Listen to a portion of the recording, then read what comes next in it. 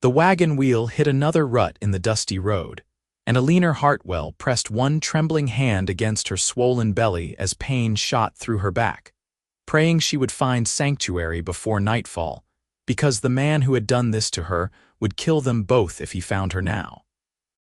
She had been traveling for 3 weeks, ever since she slipped away from her uncle's house in St. Louis in the dead of night with nothing but the clothes on her back and the small pouch of coins she had been saving since she was 14 years old.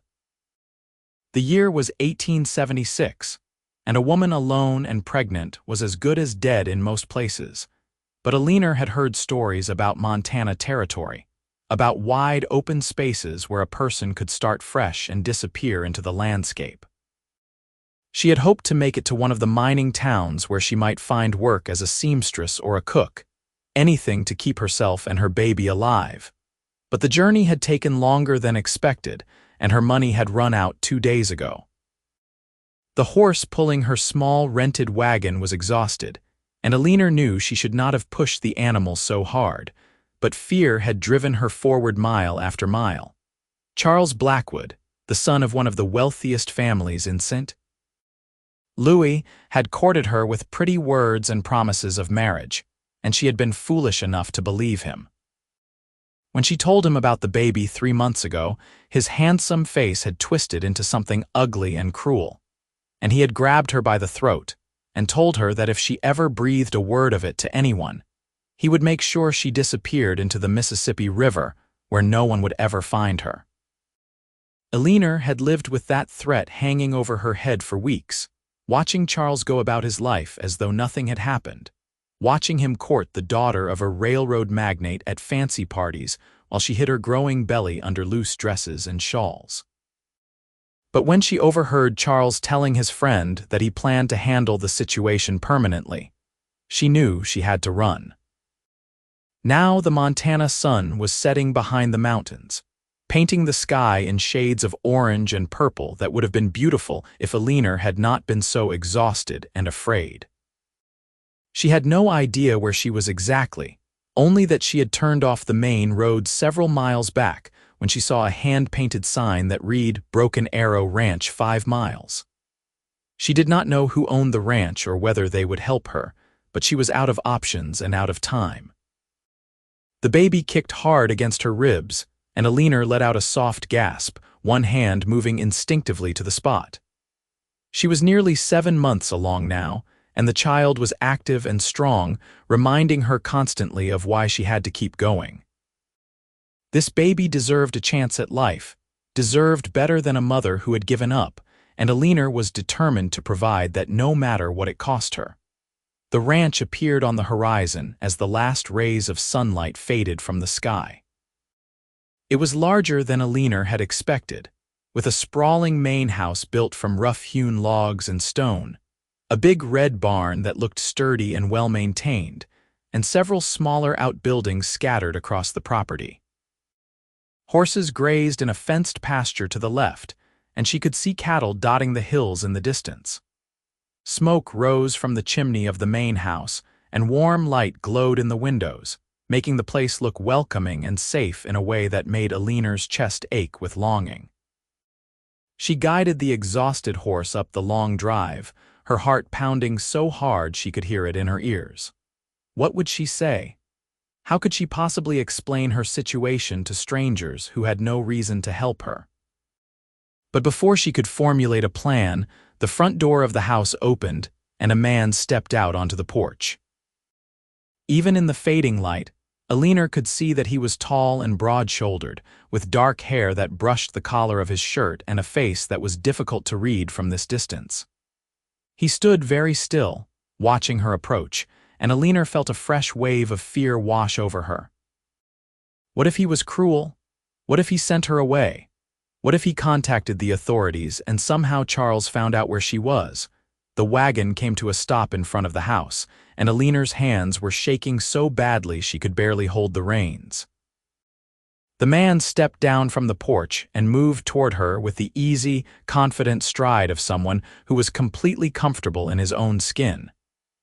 As he got closer, Eleanor could see his face more clearly in the lamplight spilling from the house. He looked to be in his late 20s, perhaps 28 or 29, with strong features, a square jaw shadowed with stubble, and eyes that were a startling shade of blue-gray. There was something solid and dependable about him, something that made Eleanor feel slightly less terrified than she had a moment ago. "Evening," he said, his voice deep and calm. "You lost." Eleanor opened her mouth to respond, but no words came out.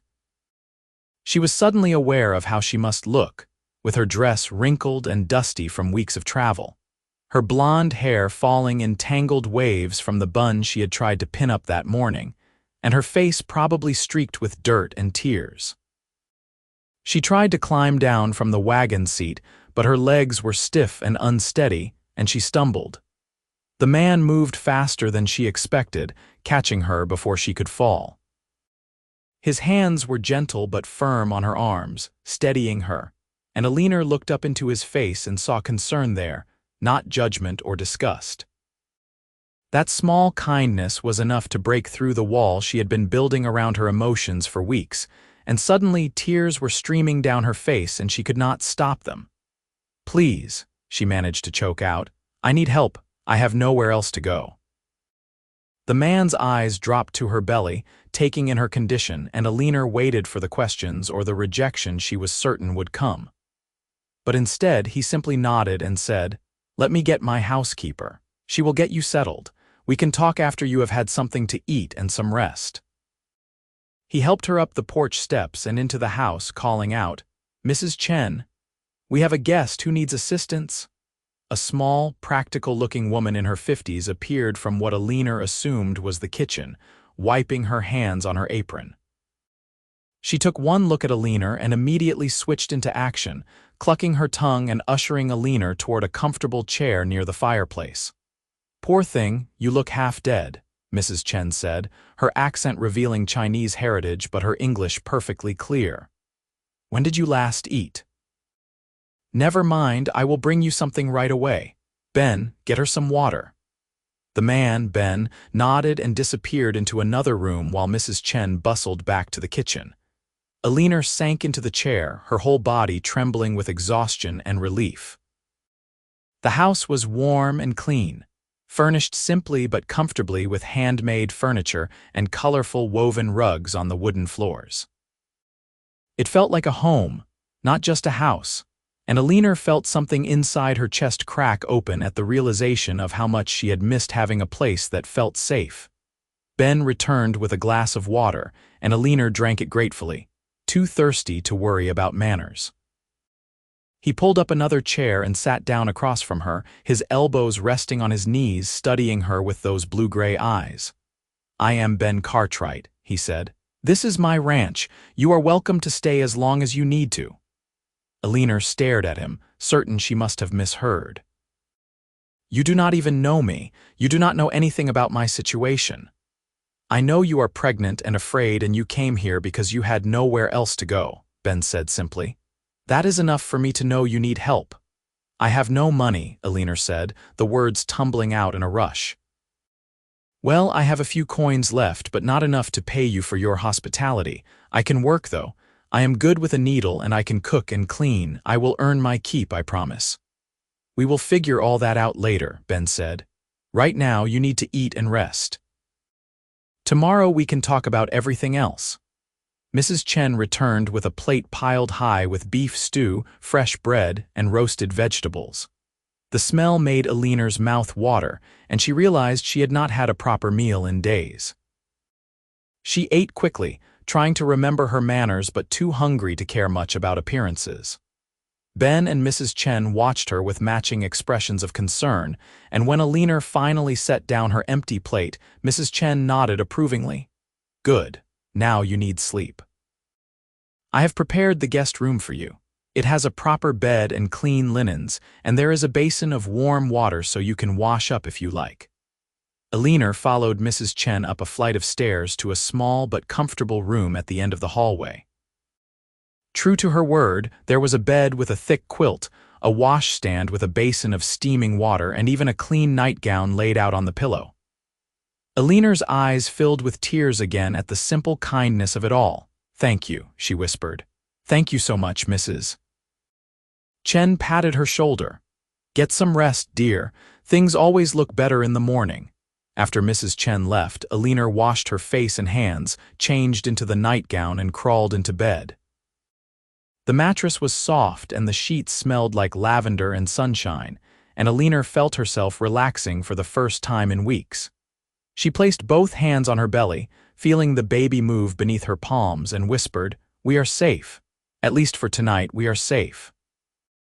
She fell asleep almost immediately, too exhausted to worry about what tomorrow would bring. When Eleanor woke the next morning, sunlight was streaming through the window, and she could hear the sounds of the ranch coming to life outside. Men's voices calling to each other, horses whinnying, the clang of metal on metal from what sounded like a blacksmith shop. She lay in bed for a moment, disoriented, before the memories of the previous night came rushing back. She sat up slowly, her back aching and her belly feeling heavy.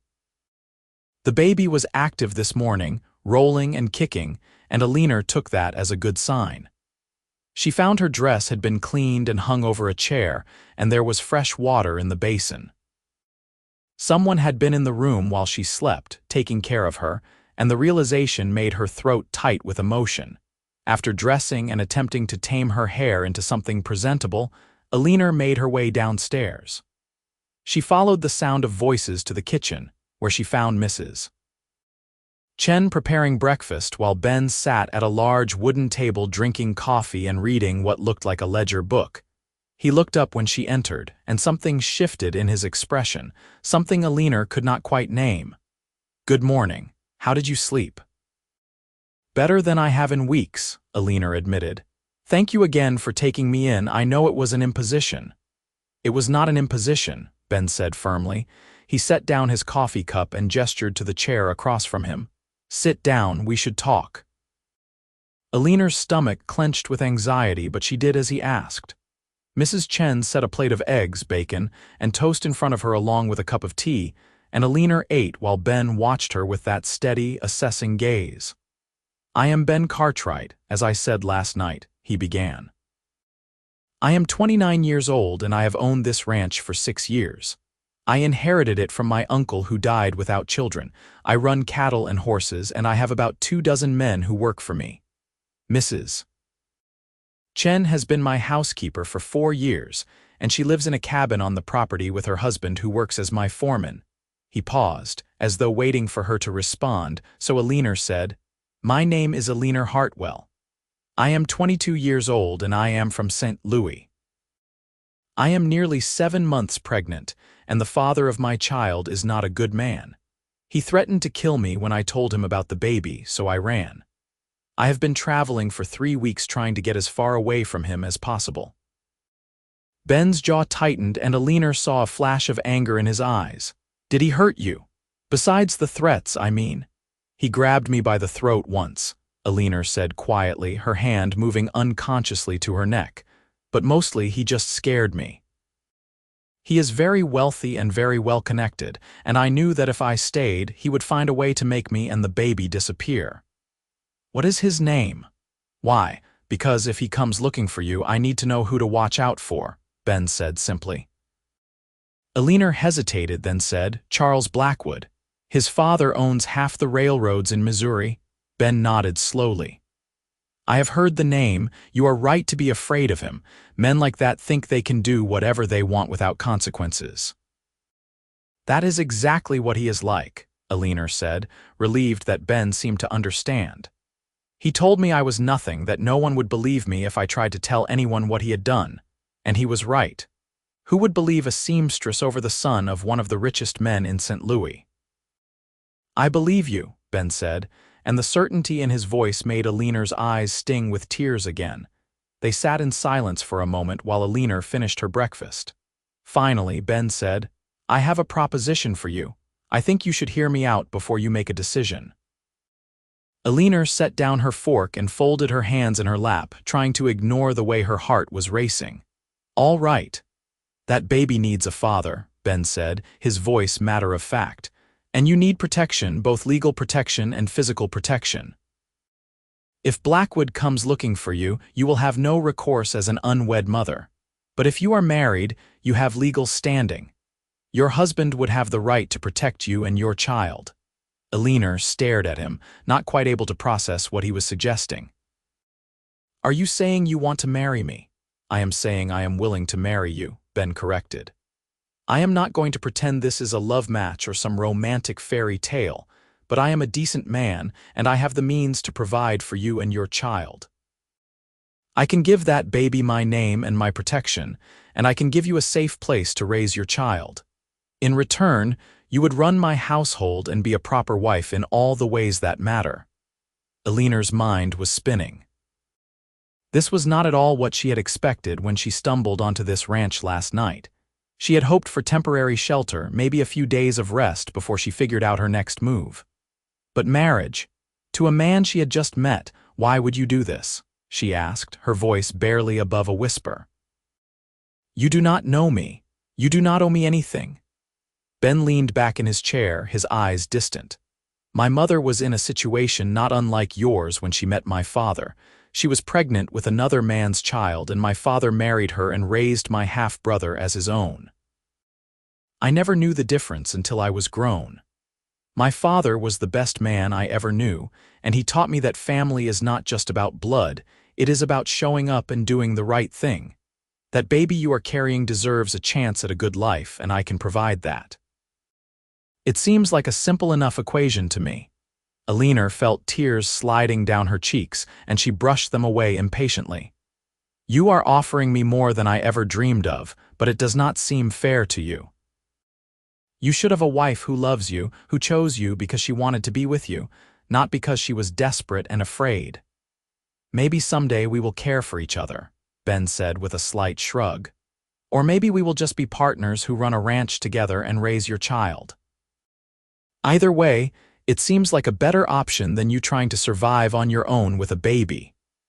Eleanor looked down at her hands, her mind racing through the possibilities. She could say no, could leave this ranch and try to make it on her own in one of the mining towns. But she was 7 months pregnant, with no money and no prospects. The chances of her surviving, let alone providing a decent life for her child, were slim to none, and if Charles somehow found her, she would have no protection at all. But if she married Ben, she would have his name and his protection. Her child would have a father and a home. It was more than she had any right to hope for, and yet the idea of marrying a stranger, of binding herself to a man she did not know, was terrifying in a different way. "I need some time to think about it," she said finally. Ben nodded. "Take all the time you need. You are welcome to stay here either way, but I should tell you that if you do decide to accept, we should get married soon. The sooner that baby has my name, the safer you both will be." Eleanor spent the rest of the day exploring the ranch and trying to clear her head. Mrs. Chen showed her around, introducing her to some of the ranch hands and explaining how the operation worked. Everyone Eleanor met was polite and respectful, tipping their hats and calling her ma'am in a way that made her feel like a real person again instead of a shameful secret that needed to be hidden away. She watched Ben from a distance, observing how he interacted with his men. He was firm but fair, listening to their concerns and making decisions with confidence. He worked alongside them, not above them, mucking out stalls and mending fences and doing all the hard physical labor that came with running a ranch. The men clearly respected him, and Eleanor could see why.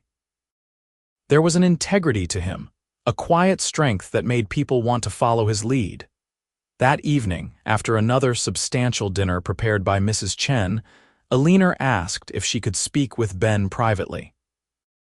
They went out onto the front porch, where the air was cool and the stars were beginning to appear in the darkening sky. "I have made my decision," Eleanor said, her voice steady despite the butterflies in her stomach. "I will marry you if the offer is still open." Ben turned to look at her, his expression unreadable in the dim light. "It is still open. Are you sure?" "I am sure," Eleanor said. "You are right that this baby needs a father and I need protection, but I want you to know that I will do everything in my power to be a good wife to you. I will work hard and I will not take your kindness for granted." "I know you will not," Ben said. He held out his hand, and after a moment's hesitation, Eleanor took it. His hand was warm and calloused, the hand of a man who worked with his body every day, and Eleanor felt a strange sense of calm settle over her as they shook on their agreement. "We will ride into town tomorrow and see the preacher," Ben said. "The sooner we get this done, the better." The next morning, Ben hitched up a wagon and helped Eleanor onto the seat beside him. The ride into town took about an hour, and they spent most of it in comfortable silence. Eleanor found herself stealing glances at the man who was about to become her husband, trying to reconcile the strangeness of the situation with the reality of it. This time yesterday, she had not even known Ben Cartwright existed. Now she was about to pledge her life to him. The town of Broken Arrow was small but bustling, with a main street lined with shops and businesses. They passed a general store, a saloon, a blacksmith, and a building that proudly proclaimed itself to be the office of the town's doctor. Ben guided the wagon to a small white church at the end of the street and helped Eleanor down.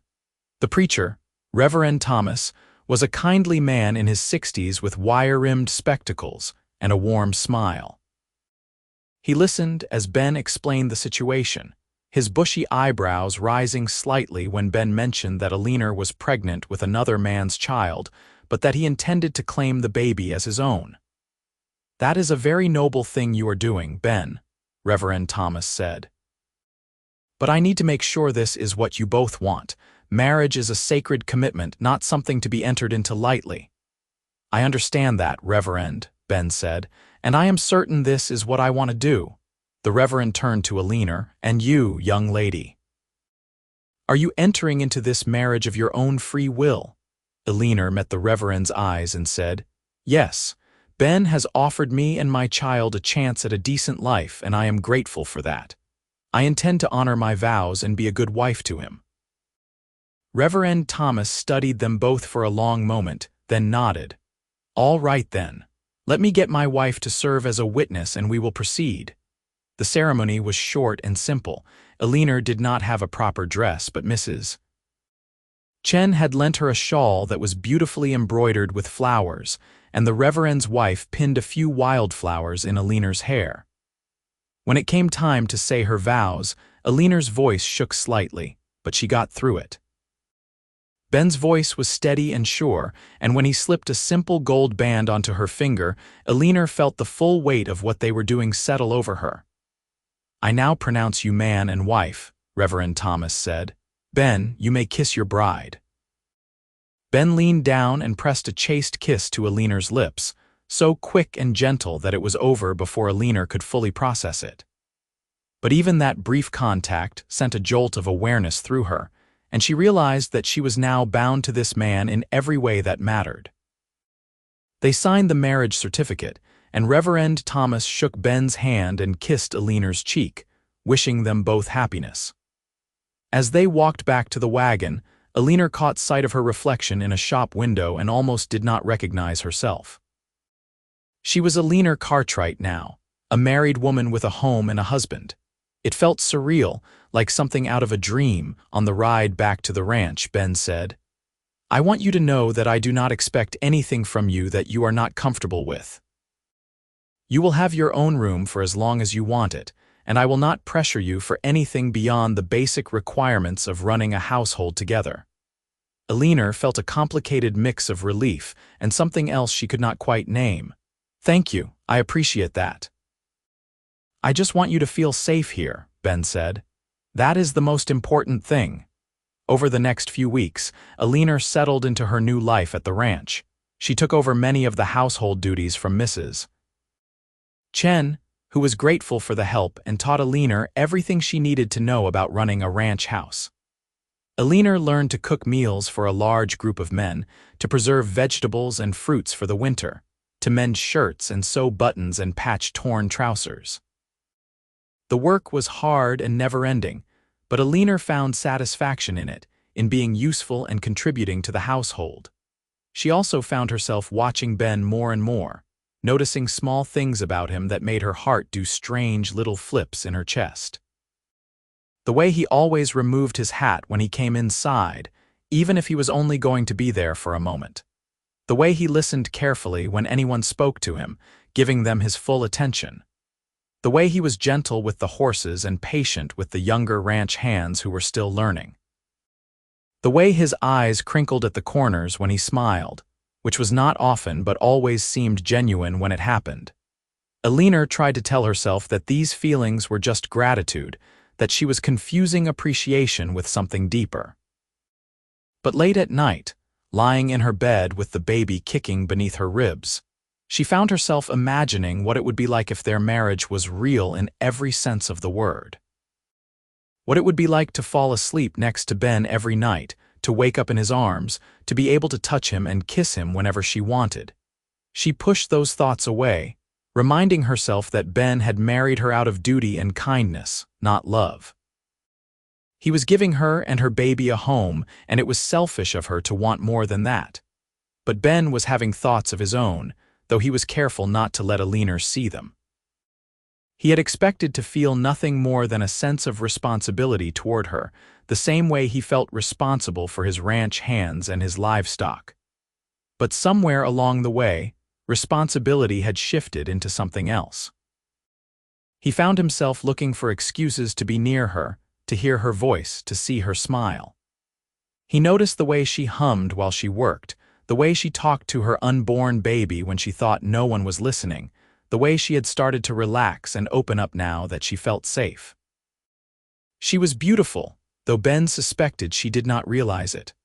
Her blonde hair caught the sunlight and turned golden, and her eyes were a warm brown that reminded him of honey.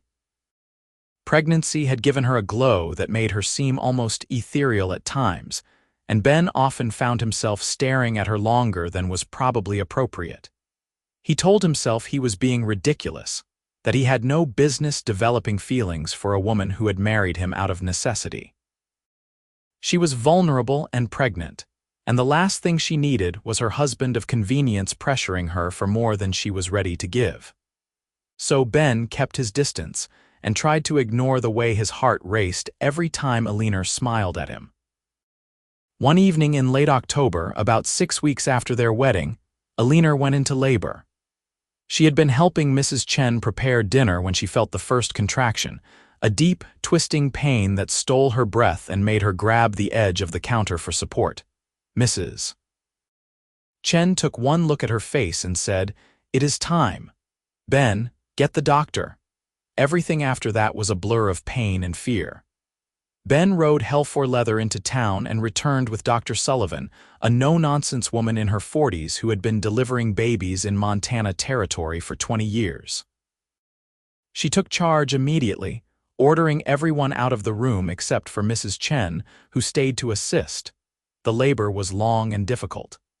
Eleanor had never experienced pain like this, pain that seemed to split her in half and made her certain she was going to die. She cried out for her mother, who had died when Eleanor was 16, and for Ben, who she could hear pacing in the hallway outside her room. Finally, after what felt like an eternity, Dr. Sullivan said, "One more push, Eleanor. You can do this." Eleanor bore down with everything she had left, and suddenly the pressure released, and she heard the most beautiful sound in the world, her baby crying. Tears streamed down her face as Dr. Sullivan cleaned the infant and wrapped it in a soft blanket. "You have a son," the doctor said, placing the baby in Eleanor's arms. "A healthy, strong boy." Eleanor looked down at her son's tiny face, at his shock of dark hair and his bright, alert eyes, and fell completely in love. He was perfect, absolutely perfect, and she could not believe that she had created something so beautiful. "Can I get Ben?" she asked, her voice hoarse from crying out. Dr. Sullivan nodded and opened the door. Ben practically burst into the room, his face pale and his eyes wide with concern. "Eleanor, are you all right?" "I am fine," Eleanor said, smiling through her tears. "Come meet your son." Ben approached slowly, as though he was afraid he might break something, and looked down at the baby in Eleanor's arms. Something shifted in his expression, something deep and profound, and when he reached out to touch the baby's tiny hand, Eleanor saw his own hand shaking. "He is beautiful," Ben said quietly. "What do you want to name him?" Eleanor had thought about this for months, had run through dozens of names in her mind. But now, looking at the man who had given her and her son a home and a future, there was only one name that felt right. Benjamin, she said. After you, if that is all right. Ben's eyes snapped up to meet hers, and Eleanor saw raw emotion there, something vulnerable and unguarded that made her chest ache. Are you sure? I am sure, Eleanor said. You are his father in every way that matters. He should have your name. Ben leaned down and kissed her forehead, a gentle, lingering kiss that felt different from the perfunctory kiss they had shared at their wedding. Thank you, he whispered. Thank you for trusting me with him. The weeks after Benjamin's birth were exhausting but joyful. Eleanor was amazed by how much she loved being a mother, despite the sleepless nights and the constant demands of a newborn. Ben was equally devoted to the baby, often coming in from working on the ranch to hold his son and rock him to sleep. Eleanor watched him with the baby and felt her heart swell with emotions she was afraid to name. Winter arrived in earnest, blanketing the ranch in snow and making outdoor work difficult. The ranch hands moved the cattle to lower pastures and spent most of their time maintaining equipment and caring for the horses. Ben spent more time in the house, and Eleanor found herself acutely aware of his presence in a way she had not been before. One evening in December, after Benjamin had finally fallen asleep and the house was quiet, Eleanor found Ben sitting by the fire in the main room, staring into the flames. She hesitated in the doorway, then said, "May I join you?" Ben looked up and smiled. "Of course." Eleanor sat down in the chair across from him, pulling a shawl around her shoulders against the chill. For a few minutes, they sat in comfortable silence, listening to the crackle of the fire and the wind howling outside. "I wanted to thank you," Eleanor said finally, "for everything you have done for me and Benjamin. I know I have said it before, but I do not think I can ever say it enough." "You do not need to keep thanking me," Ben said. "You have held up your end of our bargain. You run this household better than I could have hoped, and you are an amazing mother to that little boy." "It does not feel like a bargain anymore," Eleanor admitted, her voice soft. "It feels like a real family." Ben's eyes met hers across the firelight, and Eleanor saw something there that made her breath catch. "It does feel that way, does it not?" "Ben, I need to tell you something," Eleanor said, her heart pounding. "I have developed feelings for you, real feelings. I know that was not part of our agreement, and I do not want to make you uncomfortable, but I cannot keep pretending that this is just a practical arrangement anymore. Somewhere along the way, I fell in love with you." The words hung in the air between them, and Eleanor immediately regretted saying them. She had ruined everything, had broken the unspoken rules of their arrangement, and now Ben would probably tell her that he did not feel the same way and things would be awkward forever.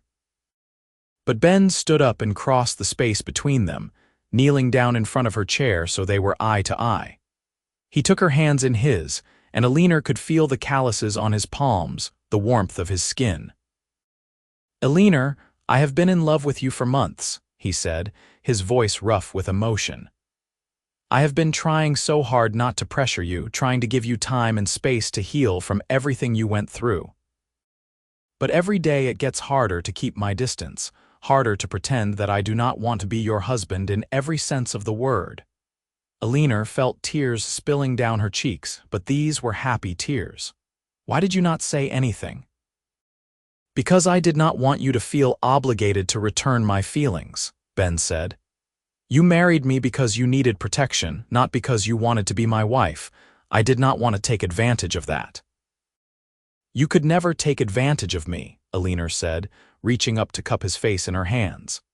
"You have given me everything and asked for nothing in return.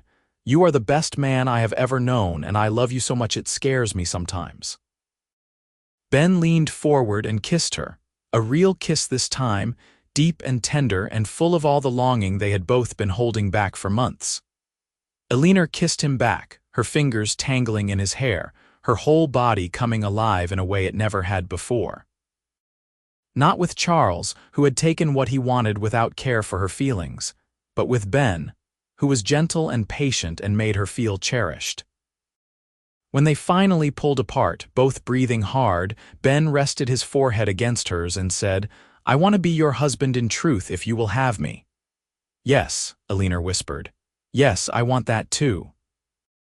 That night, for the first time since their marriage, Eleanor moved her things into Ben's room. They made love slowly and carefully, with Ben constantly checking to make sure she was comfortable and ready for each step. It was nothing like Eleanor's previous experience with intimacy, which had been rushed and selfish. With Ben, it was a conversation, a give and take, a joining that felt as much emotional as physical. Afterwards, Eleanor lay in Ben's arms, her head on his chest, listening to the steady beat of his heart, and felt more at peace than she had in her entire life. The winter passed in a haze of happiness. Eleanor and Ben grew closer every day, learning each other's habits and quirks, building a life together that was based on love and mutual respect. Benjamin grew chubby and healthy, his dark eyes bright and curious, and he seemed to sense the love that surrounded him. In March, a letter arrived that changed everything. Ben brought it to Eleanor one afternoon, his face grim. "This came from St. Louis. It is addressed to you." Eleanor's hands shook as she took the letter. The return address was from a law firm she did not recognize. She opened it with trembling fingers and read the contents, her blood running cold. The letter was from Charles Blackwood's lawyers. Somehow, Charles had found out where she was, and he was demanding that she return to St. Louis immediately and bring his child with her. If she did not comply within 30 days, he would take legal action to have the child removed from her custody and placed with him, where the child rightfully belonged. Eleanor could not breathe. The room was spinning, and she felt like she was going to be sick. After all these months of safety, of building a new life, Charles had found her. He was going to take her baby away. Ben took the letter from her hands and read it, his jaw clenching tighter with each word. When he finished, he set it down on the table and pulled Eleanor into his arms. "He is not going to take Benjamin," Ben said fiercely. "I will not let that happen." "But he has lawyers and money," Eleanor said, her voice breaking. "What chance do we have against that?" "We have the law on our side," Ben said. "Benjamin is my son legally. I claimed him when he was born, and my name is on his birth certificate. Charles Blackwood has no legal claim to him." "Are you sure?" Eleanor asked desperately. "Can we fight this?" "We can and we will," Ben said. He tipped her chin up so she was looking at him. "Eleanor, you are my wife and Benjamin is my son. I will protect you both with everything I have. Do you trust me?" Eleanor looked into those steady blue-gray eyes and felt some of her panic subside. "I trust you." The next few weeks were tense and stressful. Ben hired a lawyer from Helena, a sharp young man named Daniel Foster who specialized in family law. Daniel reviewed the case carefully and assured them that Ben's position as Benjamin's legal father gave them a strong defense.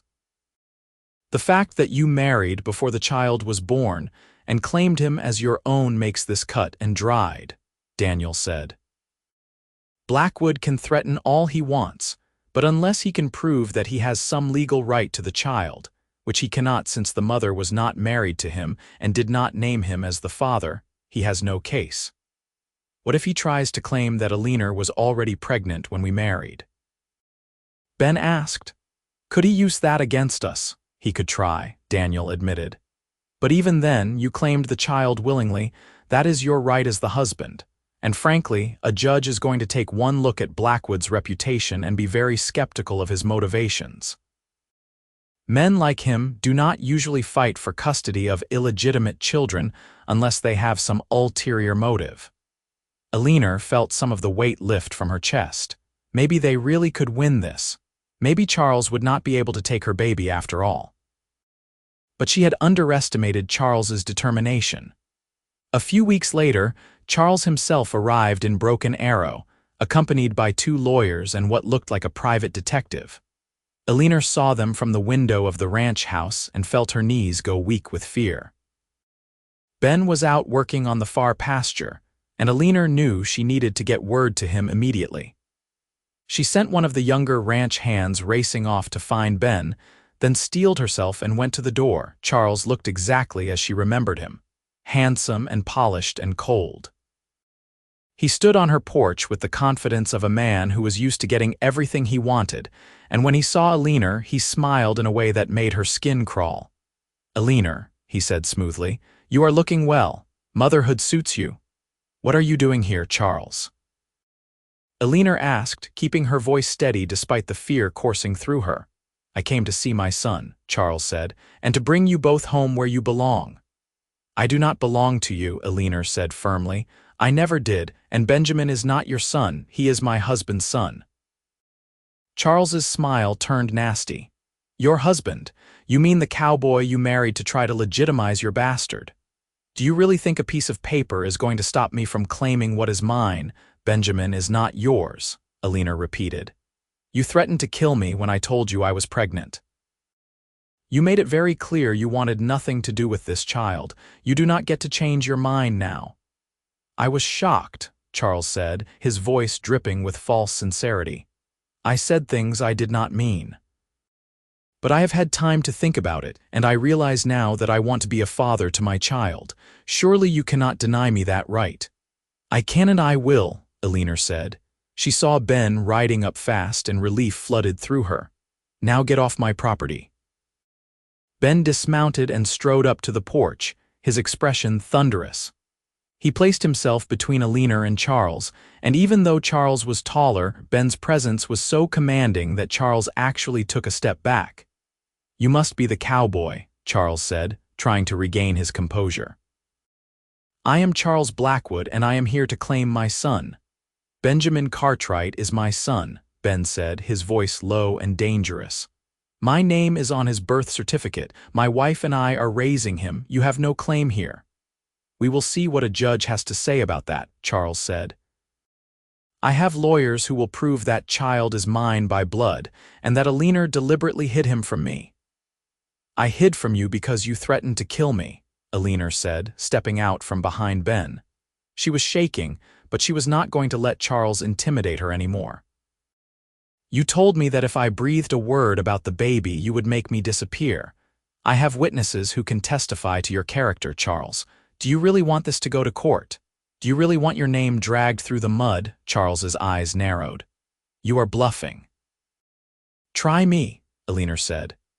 "I may have been scared and alone when I left St. Louis, but I am not alone anymore. I have a husband who loves me and will protect me. And if you try to take my son, I will tell everyone in St. Louis exactly what kind of man you are." For the first time, Eleanor saw uncertainty flicker across Charles's face. He looked at Ben, who was watching him with cold, calculating eyes, then back at Eleanor. "This is not over," Charles said finally. "You will be hearing from my lawyers." "Looking forward to it," Ben said flatly. "Now get off my property before I have you removed." Charles turned and stalked back to his hired carriage, his lawyers and detective following. Eleanor watched them drive away, and only when they were out of sight did she allow herself to collapse against Ben. "I thought he was going to take Benjamin right then and there," she said, her voice shaking. "I would have died before I let that happen," Ben said fiercely. He held her close, one hand stroking her hair. "We are going to fight this, Eleanor, and we are going to win."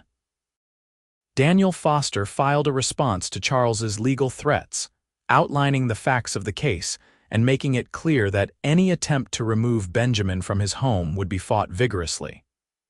He also began gathering statements from people in St.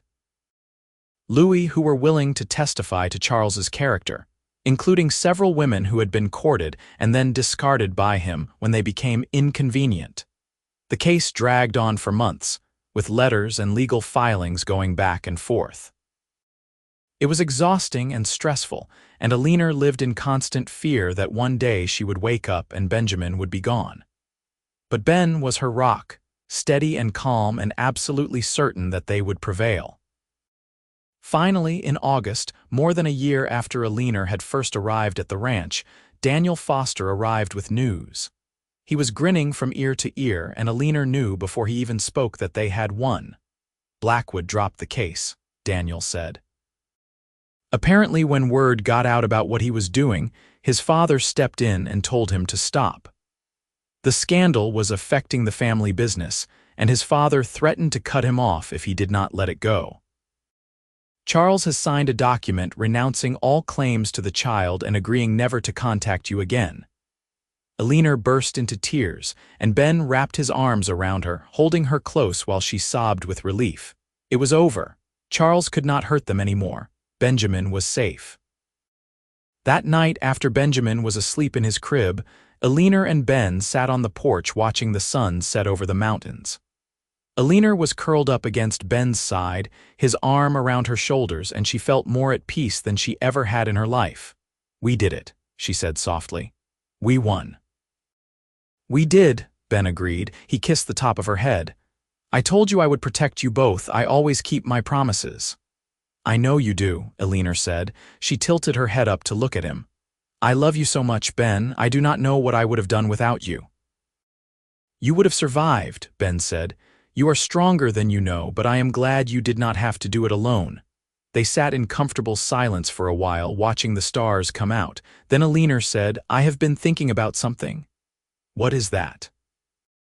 "I want to have another baby," Eleanor said. "A baby that is ours from the beginning. I want Benjamin to have a brother or sister, and I want to experience pregnancy with you by my side, not running and hiding and afraid." Ben's arm tightened around her. "Are you sure?" "You do not have to do that for me." "I am not doing it for you," Eleanor said. "I am doing it for us, for our family." Ben turned her in his arms and kissed her deeply. "Then yes, let us have another baby or 2 or 3 or however many you want," Eleanor laughed. "Let us start with one and see how it goes."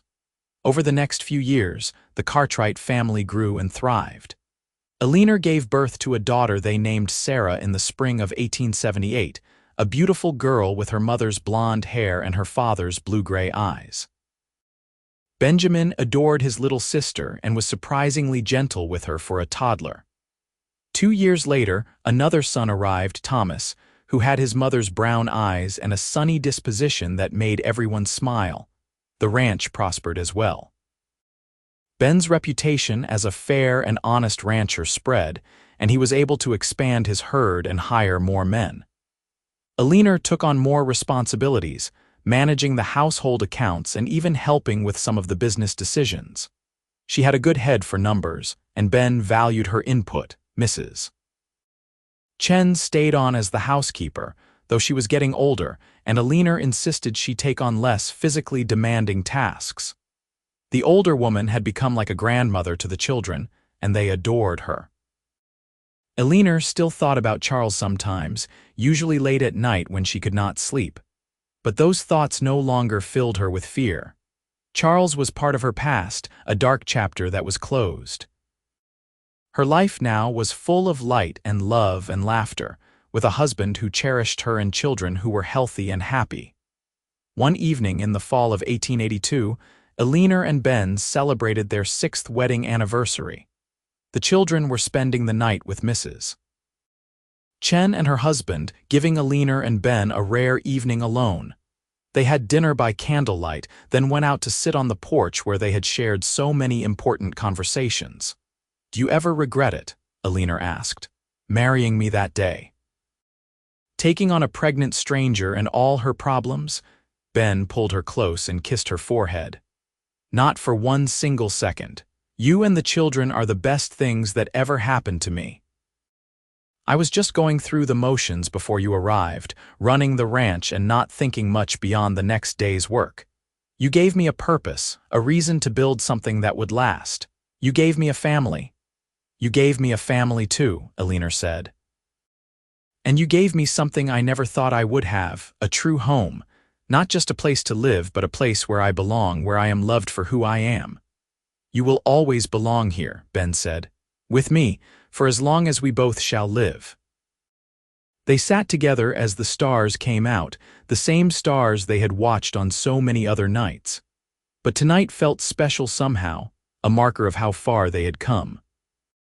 Eleanor thought back to the terrified, pregnant woman who had stumbled onto this ranch 6 years ago, desperate and alone and certain she would never be safe again. That woman felt like a stranger now. Eleanor Cartwright was strong and confident. a wife and mother, a partner in building a life that was richer and fuller than anything she had imagined possible. The fear that had driven her for so long had been replaced by love, and the uncertainty had been replaced by the solid, steady presence of the man beside her. Benjamin grew into a strong, intelligent boy who loved the ranch and everything about it. He followed his father everywhere, learning to ride and rope and care for the animals. Eleanor watched him with a mixture of pride and wonder, grateful that he would never know the fear and uncertainty that had marked his first months of life. As far as Benjamin was concerned, Ben was his father in every way, and Ben treated him exactly the same as he treated Sarah and Thomas. One day, when Benjamin was 8 years old, he came to Eleanor with questions about where babies came from. Eleanor's heart clenched, knowing this was the beginning of a conversation she had been dreading. She and Ben had agreed to tell Benjamin the truth about his parentage when he was old enough to understand, but they had not decided exactly when that would be. That night, after the children were in bed, Eleanor told Ben about Benjamin's questions. They talked for hours about how and when to tell him, both wanting to be honest but also wanting to protect him from information that might hurt him. "He should hear it from us," Ben said finally. "Before someone else tells him, or before he figures it out on his own. But I want him to know that it does not change anything. He is my son, and nothing will ever change that." They decided to wait until Benjamin was a bit older, perhaps 12 or 13, when he would be mature enough to really understand. But as it turned out, the decision was made for them. When Benjamin was 10, a traveling salesman came through town spreading gossip about the old scandal involving Charles Blackwood and a woman who had run away pregnant. Someone in town remembered that Eleanor had arrived at the Cartwright ranch pregnant, and the rumors started to fly. One of the ranch hand's sons, a mean-spirited boy a year older than Benjamin, taunted him at school, saying that Ben was not his real father and that his real father had not wanted him. Benjamin came home with tears streaming down his face and a bloody nose from the fight that had ensued. Eleanor and Ben sat Benjamin down that evening and told him the whole truth. They explained that Eleanor had been in a bad situation with a bad man, and that Ben had married her to protect her and Benjamin. They told him that Ben had chosen to be his father, which was more important than biology, and that they loved him more than anything in the world. Benjamin listened quietly, processing the information. When they finished, he looked at Ben and said, "So you did not have to be my father." "You chose to be, I chose to be," Ben confirmed. "And it is the best choice I ever made." Benjamin thought about that for a moment, then said, "Then you are my real father. Because you chose me when you did not have to, that makes you more real than someone who just made me and then ran away." Eleanor felt tears streaming down her face, and Ben pulled Benjamin into a fierce hug. "That is exactly right, son, and I will always choose you every single day for the rest of my life." The conversation brought the family even closer. Benjamin seemed to stand a little taller after that, secure in the knowledge that he was wanted and loved. The rumors in town died down eventually, and anyone who tried to gossip about the Cartwrights quickly found themselves on the receiving end of some very cold shoulders from the rest of the community, who respected Ben and Eleanor too much to tolerate such talk. The years continued to pass, each one bringing its own joys and challenges. There were hard winters when they lost cattle to the cold, and dry summers when water was scarce. There were injuries and illnesses, celebrations and sorrows. Through it all, Eleanor and Ben faced everything together, their love growing deeper and stronger with each passing year. When Benjamin turned 18 in 1893, he announced that he wanted to stay on the ranch and learn to run it alongside his father. Ben was thrilled, and he began teaching Benjamin everything he knew about the business. Sarah, now 15, had shown a talent for healing and had begun apprenticing with the town doctor. Thomas, at 13, was still trying to figure out what he wanted to do, but he had his mother's head for numbers and seemed interested in the business side of the ranch. Eleanor watched her children grow into capable young adults and felt a deep sense of satisfaction. They were good people, kind and hardworking and honest, and she knew that much of that was due to Ben's influence. He had been a wonderful father, patient and firm and always leading by example. One evening in the summer of 1895, Eleanor and Ben celebrated their 19th wedding anniversary. They were in their 40s now, with silver threading through their hair and lines on their faces that came from years of laughter and hard work. But when Ben looked at Eleanor, he still saw the beautiful, frightened young woman who had arrived at his ranch all those years ago. And when Eleanor looked at Ben, she saw the man who had saved her life and given her a reason to hope again. They had just finished dinner when Benjamin came into the house with a young woman on his arm. Her name was Margaret, and she was the daughter of a neighboring rancher. Benjamin had been courting her for several months, and from the look on his face, Eleanor knew what was coming. "Mother, father, I have something to ask you," Benjamin said, his voice nervous but excited. "I want to marry Margaret. I have already spoken to her father and he has given his blessing, but I wanted to make sure you both approved." Eleanor looked at the young couple, saw the love shining in their eyes, and felt her heart swell with emotion. Her little boy had grown into a man, and he had found someone to share his life with, just as she had found Ben. "Of course we approve," Eleanor said, standing up to embrace her son. "She is a wonderful young woman, and we would be honored to welcome her into our family." Ben shook Benjamin's hand and kissed Margaret's cheek. "You have chosen well, son. I am very proud of you." The wedding took place that fall, a beautiful ceremony in the same little church where Eleanor and Ben had been married. Eleanor cried through the whole thing, but they were happy tears. Watching Benjamin take his vows, she thought about the journey that had brought them all to this moment, and she was grateful for every step of it. After the wedding, Margaret moved to the ranch, and she and Eleanor worked together to run the household. Eleanor found that she loved having another woman around, someone she could talk to and share the work with.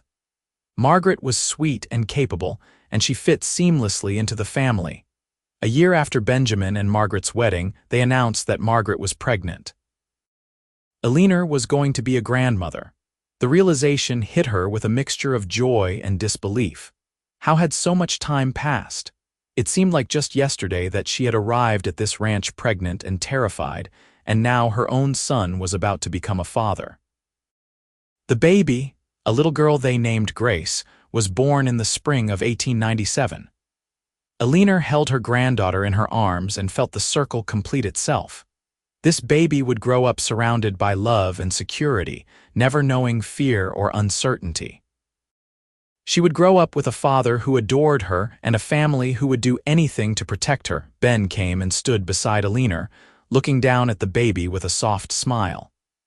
"She is beautiful, just like her grandmother." Eleanor leaned against him, feeling the solid warmth of his body, the steady presence that had anchored her for more than 2 decades.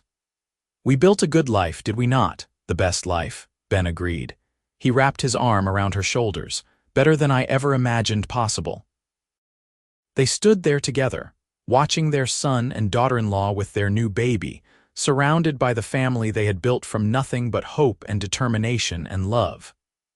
Outside, the Montana sun was setting over the mountains, painting the sky in shades of gold and pink. The ranch was quiet and peaceful, the livestock settled for the night, the ranch hands heading to their bunks after a long day of work. Sarah came in a few minutes later, followed by Thomas, both eager to meet their new niece. The house filled with laughter and conversation, with the sound of family coming together to celebrate new life. Eleanor looked around at all of them, her heart so full it felt like it might burst. She thought about the woman she had been when she first arrived here, broken and afraid and certain her life was over. She thought about how Ben had looked at her that first night and seen not a problem to be solved, but a person who deserved help and kindness. She thought about the leap of faith they had both taken, agreeing to marry as strangers and build a life together. It had not been easy. There had been hard times and scary moments, struggles and setbacks, but they had faced all of it together and they had come through stronger. Their love had not been instantaneous or dramatic. It had grown slowly and steadily, built on a foundation of trust and respect and partnership. It was a love that had deepened with time, that had been tested and proven true. As the evening wore on, and the family eventually dispersed, Eleanor and Ben found themselves alone on the front porch once again. It had become their tradition, this quiet time at the end of the day when they could just be together without the demands of the ranch or the family pulling them in different directions. "Do you ever think about what your life would have been like if I had not shown up that day?" Eleanor asked. Ben considered the question. "I suppose I would still be here running the ranch, going through the motions, but I would not have had you or the children. I would not have had this family. I would have had a life, but not a real life, if that makes sense." "It makes perfect sense," Eleanor said.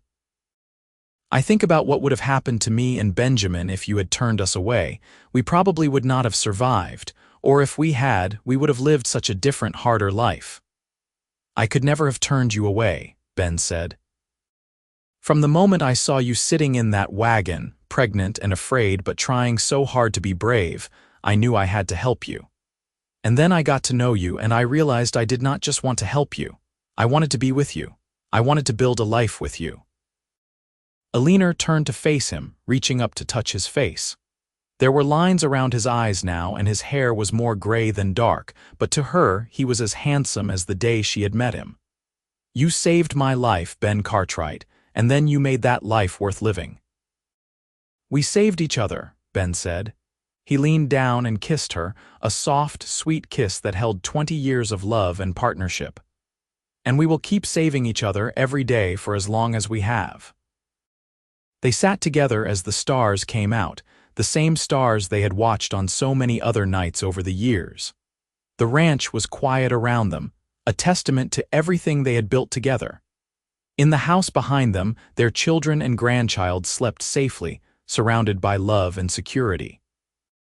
Eleanor thought about the long journey that had brought her here, from the terrified flight across half the country to this peaceful moment on the porch with the man she loved.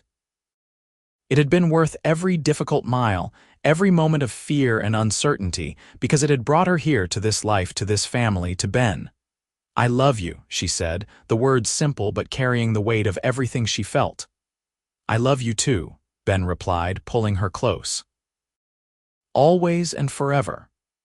And as they sat there under the Montana stars, Eleanor knew with absolute certainty that she was exactly where she was meant to be.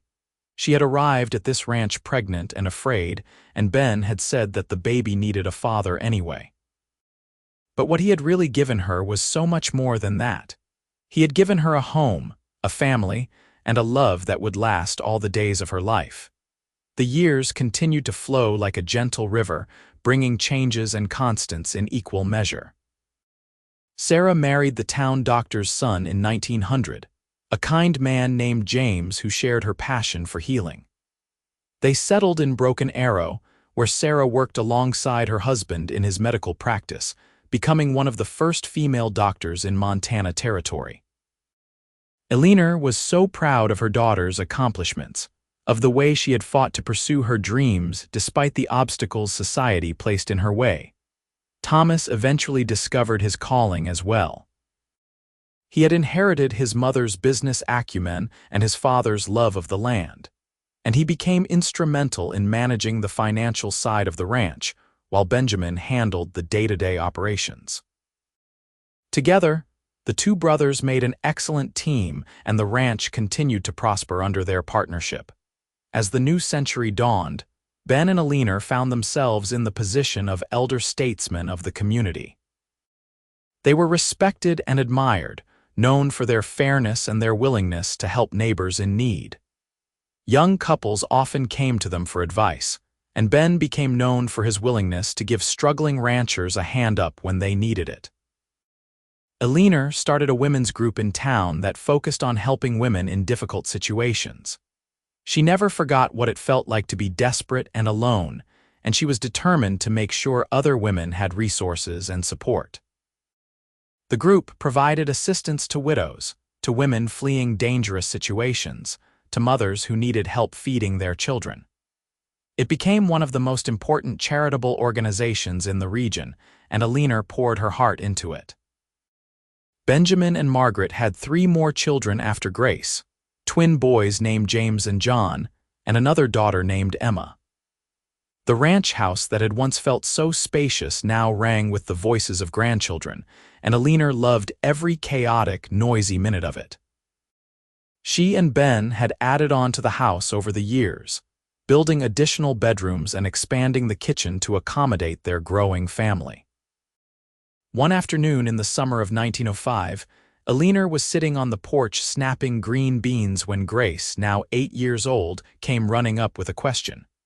"Grandmother, why do you and grandfather look at each other like that?" Eleanor smiled. "Like what, sweetheart?" "Like you are the only 2 people in the world," Grace said. "Even when there are lots of people around, you look at each other like that." Eleanor set down the bowl of beans and pulled Grace onto her lap. "That is because your grandfather is the most important person in my world, and I am the most important person in his. When you love someone the way we love each other, you never get tired of looking at them." "I hope I find someone who looks at me like that someday," Grace said wistfully. "You will," Eleanor assured her. "And when you do, hold on tight and never take that love for granted." That evening, when Eleanor told Ben about the conversation, he laughed and pulled her into his arms. They were both in their 50s now, moving a bit slower than they once had, but the love between them had only grown stronger with time. "She is right, you know," Ben said. "You are still the only person I see when I walk into a room. That has not changed in almost 30 years. "Good," Eleanor said, resting her head on his chest, "because you are still the only man I want to see." They had developed a comfortable rhythm to their days. Ben still worked the ranch, though he left more of the heavy labor to the younger men and to Benjamin. Eleanor managed the household and her charitable work, often traveling into town for meetings or to help families in need. But no matter how busy their days were, they always made time for each other at the end of the day, sitting on their porch and talking about everything and nothing.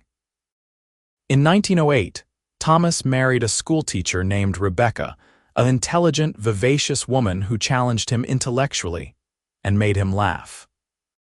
Their wedding was another joyous family celebration, and Eleanor found herself crying happy tears once again as she watched her youngest son start his own family.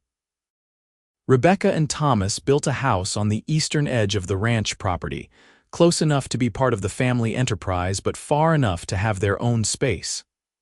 They had 2 children, a son and a daughter, adding to the ever-growing Cartwright clan. As Eleanor moved through her 60s, she began to slow down a bit. Her joints ached on cold mornings, and she did not have the same boundless energy she once had. But she was healthy and happy, surrounded by family and still deeply in love with her husband. She and Ben celebrated their 40th wedding anniversary in 1915, surrounded by their children, grandchildren, and what felt like half the county. Benjamin gave a toast at the celebration that made Eleanor cry. "My father," he said, looking at Ben with obvious love and respect, "once told me that he chose to be my father, and that choice was the best thing he ever did. But I want you all to know that he has chosen us every single day since then. He has chosen to be present, to be supportive, to be the kind of father and grandfather that every child deserves. And my mother has done the same. They have built this family on a foundation of love and commitment that has never wavered, even when times were hard. They have shown us what it means to truly love someone, to be partners in every sense of the word. So I want to raise a glass to my parents, to their 40 years of marriage, and to the family they have built. May we all be so lucky as to find a love like theirs." Everyone raised their glasses and cheered, and Eleanor looked at Ben through her tears and saw that his eyes were shining too. They had done it. They had built something beautiful and lasting, something that would continue long after they were gone. As the evening wore on and the celebration continued, Eleanor found a quiet moment to sit with her 3 children. Sarah was now 41, with silver in her blonde hair and lines around her eyes that came from years of smiling. Benjamin was 44, strong and capable, the image of the father who had raised him.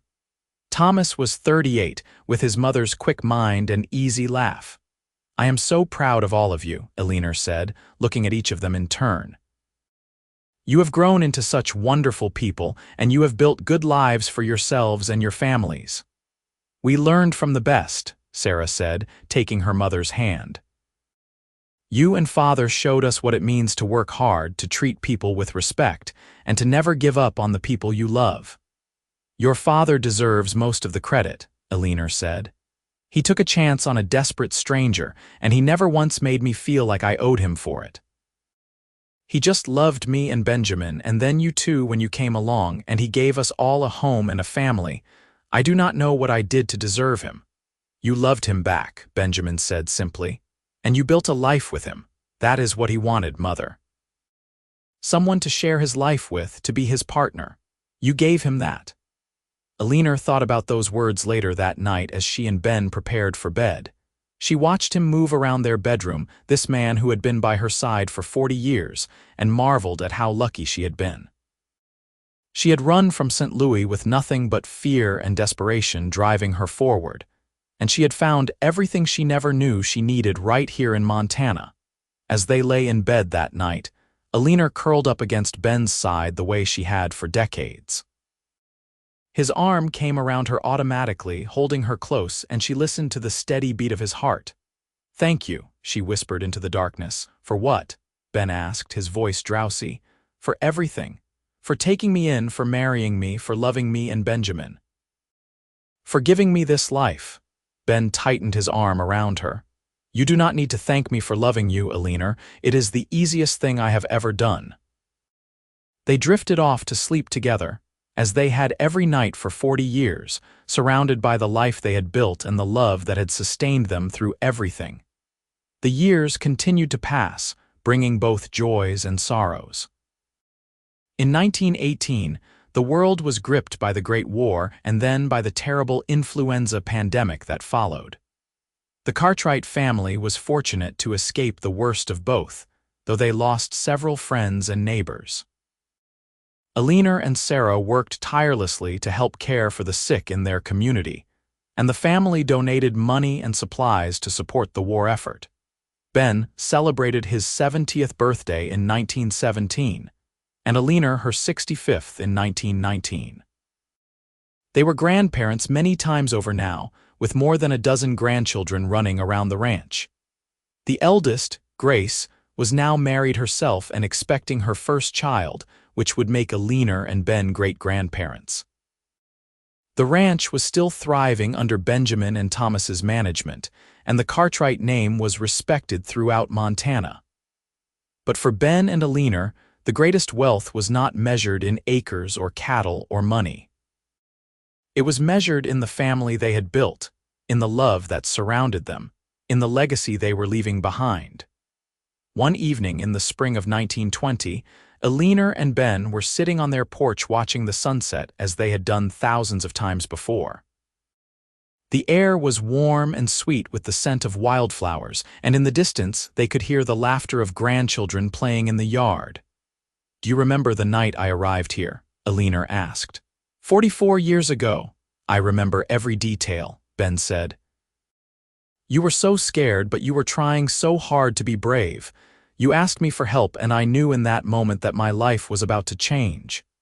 "Did you have any idea how much it would change?" Eleanor asked. "Not really," Ben admitted. "I thought I was just going to give you and the baby a safe place to stay. I had no idea I was meeting the woman I would spend the rest of my life with. I had no idea that I was gaining a family, a purpose, a reason to build something that would last beyond my own lifetime." Eleanor reached over and took his hand, lacing her fingers through his. His hands were gnarled with age now, the knuckles swollen with arthritis, but they were still the same hands that had caught her when she stumbled that first night, the same hands that had held Benjamin when he was born, the same hands that had held hers through 44 years of marriage. "I have loved you since the beginning," Eleanor said. "Even when I was too scared to recognize it for what it was, you made me feel safe when I thought I would never feel safe again. You gave me hope when I had none left. And you have given me a life so full of love and happiness that sometimes I cannot believe it is real." "It is real," Ben said, bringing her hand to his lips and kissing her knuckles gently. "And it is ours. We built it together, and nothing can ever take that away from us." They sat together as the sun sank below the horizon and the stars began to appear one by one in the darkening sky. Around them, the ranch was settling into its evening routine, the sounds of family and home filling the air.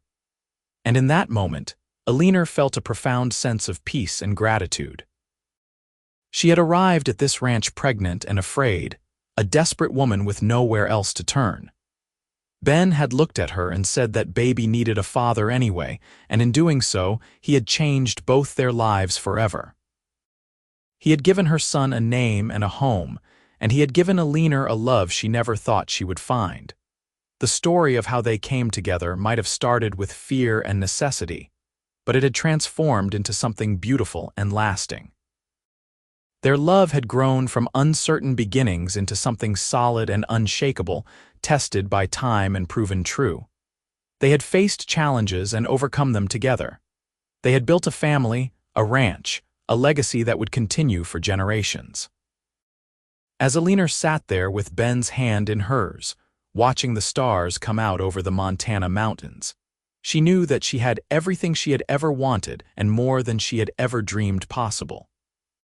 She had a husband who loved her, children and grandchildren who filled her life with joy, and a home that had become a sanctuary not just for her, but for everyone who needed help over the years. The scared, pregnant girl who had arrived here all those years ago was gone, replaced by a confident, capable woman who had built a life worth living.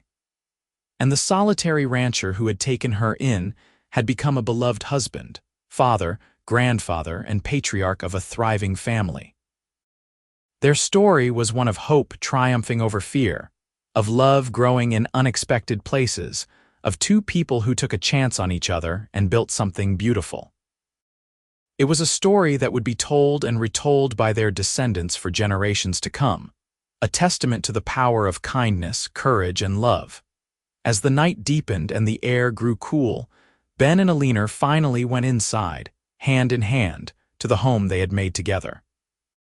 And if someone had been watching from the yard, they would have seen what Grace had noticed all those years ago. The way they looked at each other, as if they were the only two people in the world, even after 44 years of marriage. That look of absolute love and devotion, undiminished by time, unchanged by age. It was the look of two people who had found their home in each other, and who knew, without any doubt, that they were exactly where they were meant to be.